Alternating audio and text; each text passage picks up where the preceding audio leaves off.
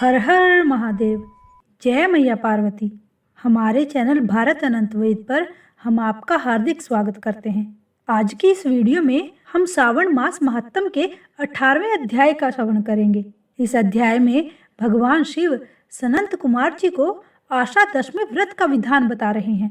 हमेशा की तरह अपनी कथा को शुरू करने से पहले भगवान शिव और मैया पार्वती का आवाहन कर लेते हैं, जिससे हमारे द्वारा की गई इस श्रवण पूजा को हम सफल बना सके। परंतु उससे पहले हम आपसे बस यही निवेदन करना चाहते हैं कि हम बहुत मेहनत से और बहुत प्रेम के साथ आपके लिए ये कथाएं लेकर आते हैं और आपसे उम्मीद करते हैं कि हमारे चैनल को सब्सक्राइब कर आप इन कथाओं को परिपूर्ण प्यार और स्नेह प्रदान करेंगे, जिससे सनातन धर्म के वेद ग्रंथों के ज्ञान को हम चारों ओर फैला सके। कृपया हमारी इस कोशिश में हमारा साथ जरूर दीजिएगा।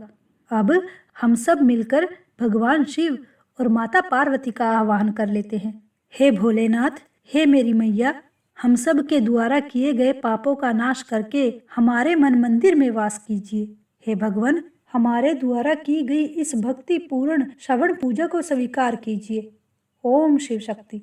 सनंत कुमार जी बोले, हे भगवान, हे पार्वतीनाथ, हे भक्तों पर अनुग्रह करने वाले, हे दया सागर, अब आप दशमी तिथि का महात्म भी मुझे बताइए। तब भगवान शिव कहने लगे कि हे सनंत कुमार, श्रावण मास में शुक्ल पक्ष की दशमी तिथि से यह व्रत आरंभ करें। पुनः प्रत्येक महीने में शुक्ल पक्ष की दशमी तिथि को यह व्रत करें। इस प्रकार 12 महीनों में इस उत्तम व्रत को करके बाद में श्रावण मास में शुक्ल पक्ष की दशमी तिथि पर इसका उद्यापन कर दे। राज्य की इच्छा रखने वाले राजपुत्र, उत्तम कृषि के लिए कृषक, व्यवसाय के लिए वैश्य पुत्र, पुत्र प्राप्ति के लिए गर्भवती स्त्री, धर्म अर्थ काम की सिद्धि के लिए सामान्य जन, श्रेष्ठ वर की अभिलाषा रखने वाली कन्या, यज्ञ करने की कामना वाले ब्राह्मण श्रेष्ठ, आरोग्य के लिए रोगी और दीर्घकालिक पति के परदेश रहने पर उसके आने के लिए पत्नी, इन सब को तथा इसके अतिरिक्त अन्य लोगों को भी इस दशमी व्रत को करना चाहिए। जिस कारण जिसे कष्ट हो तब उसके निवारण हेतु उस व्यक्ति को यह व्रत करना चाहिए। हे तात, श्रावण में शुक्ल पक्ष की दशमी के दिन स्नान करके देवता का विधिवत पूजन कर घर के आंगन में 10 दिशाओं में पुष्प पल्लव चंदन से अथवा जौ के आटे से अधिदेवता के शस्त्र वाहन युक्त स्त्री रूपा शक्तियों का अंकन करके नक्त वेला में 10 दिशाओं में उनकी पूजा करनी चाहिए। घृत मिश्रित नैवेद्य अर्पण करके उन्हें पृथक पृथक दीपक प्रदान करना चाहिए। उस समय जो फल उपलब्ध हो वह भी चढ़ाना चाहिए।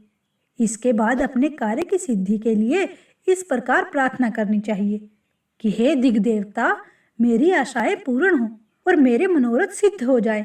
आप लोगों की कृपा से मेरा सदा कल्याण हो। इस प्रकार विधिवत पूजन करके ब्राह्मण को दक्षिणा देनी चाहिए। हे मुनि श्रेष्ठ, इसी कर्म से प्रत्येक महीने में दशमी तिथि का व्रत सदा करना चाहिए और 1 वर्ष तक करने के अनंतर उद्यापन कर देना चाहिए। अब पूजन की विधि भी कही जाती है। सुवर्ण अथवा चांदी अथवा आटे से ही 10 दिशाओं को बनाए। उसके बाद स्नान करके भली भांति वस्त्र आभूषण से अलंकृत होकर बंधु बांधवों के साथ भक्ति पूर्ण मन से 10 दिग देवताओं का पूजन करना चाहिए। घर के आंगन में कर्म से इन मंत्रों के द्वारा दिग देवताओं को स्थापित करें। इस भवन के स्वामी और देवताओं तथा दानवों से नमस्कार किए जाने वाले इंद्र आपके ही समीप रहते हैं। आप इंद्री नामक दिव देवता को मैं नमस्कार करता हूँ। हे आशे, अग्नि के साथ प्रिय ग्रह होने के कारण आप आग्नेयी कही जाती है। आप तेजस स्वरूप तथा पराशक्ति हैं, अतः मुझे वर देने वाली हूँ। आपका ही आश्रय लेकर वे धर्मराज सभी लोगों को दंडित करते हैं, इसलिए आप संयमनी नाम वाली हैं। हे यामे, आप मेरे लिए उत्तम मनोरथ पूर्ण करने वाली हूँ। हाथ में खड्ग धारण किए हुए मृत्यु देवता आपका ही आश्रय ग्रहण करते हैं, अतः आप निरस्त्री रूपा हैं। आप मेरी आशा को पूर्ण कीजिए। हे वारुणी, समस्त भुवनों के आधार तथा जल जीवों के स्वामी वरुण देव आप में निवास करते हैं, अतः मेरे कार्य तथा धर्म को पूर्ण करने के लिए आप तत्पर हों।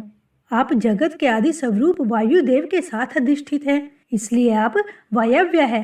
हे वायव्य, आप मेरे घर में नित्य शांति प्रदान करें। आप धन के स्वामी कुबेर के साथ अधिष्ठित है, अतः आप इस लोक में उत्तरा नाम से विख्यात है। हमें शीघ्र ही मनोरथ प्रदान करके आप निरस्त्र होइए। हे ईशानी, आप जगत के स्वामी शंभु के साथ सुशोभित होती हैं। हे शुभे, हे देवी, मेरी अभिलाषाओं को पूर्ण कीजिए। मैं आपको नमस्कार करता हूँ, आपको सत सत नमस्कार करता हूँ।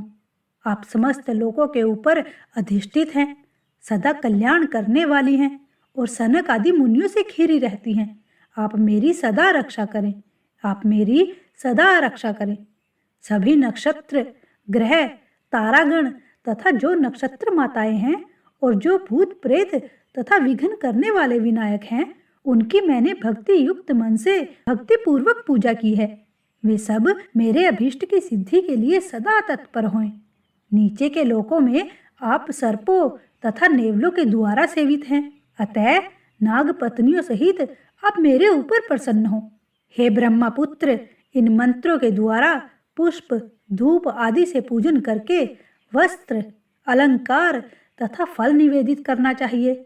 इसके बाद वाद्य ध्वनि, गीत, नृत्य आदि मंगल कृत्यों और नाचती हुई श्रेष्ठ स्त्रियों के सहित जागरण करके रात्रि व्यतीत करनी चाहिए। कुमकुम, अक्षत, तांबुल, दान, मान आदि के द्वारा भक्ति पूर्ण मन से उस रात्रि को सुख पूर्वक व्यतीत करके प्रातः काल प्रतिमाओं की पूजा करके ब्राह्मण को प्रदान कर देनी चाहिए। इस विधि से व्रत को करके क्षमा प्रार्थना तथा प्रणाम करके मित्रों तथा प्रिय बंधुजनों को साथ लेकर भोजन करना चाहिए। हे तात, जो व्यक्ति इस विधि से आदर पूर्वक 10वें व्रत करता है, वह सभी मनोवांछित फल प्राप्त करता है। विशेष रूप से स्त्रियों को इस सनातन व्रत को करना चाहिए, क्योंकि मनुष्य जाति में स्त्रियां अधिक श्रद्धा कामना प्रायण होती हैं। हे मुनिश्रेष्ठ, धन प्रदान करने वाले, यश देने वाले, आयु बढ़ाने वाले तथा सभी कामनाओं का फल प्रदान करने वाले, इस व्रत को मैंने आपसे कह दिया है। तीनों लोकों में अन्य कोई भी व्रत इसके समान नहीं है। हे ब्रह्मा पुत्रों में श्रेष्ठ, वांछित फल की कामना करने वाले जो व्यक्ति 10वीं तिथि को 10 दिशाओं की सदा पूजा करते हैं, उनके हृदय में स्थित सभी बड़ी बड़ी कामनाओं को वे दिशाएं फलीभूत कर देती हैं। इसमें अधिक कहने से क्या प्रयोजन है। हे सनंत कुमार, यह व्रत मोक्षदायक है, इसमें संदेह नहीं करना चाहिए। इस व्रत के समान कोई व्रत नहीं है और ना ही भविष्य में कभी होगा। श्रावण मास महात्म संपूर्ण। हमें आशा है कि आपको आज का पाठ सुंदर लगा होगा। भगवान शिव और मैया पार्वती आप पर सदैव अपनी कृपा बनाए रखे।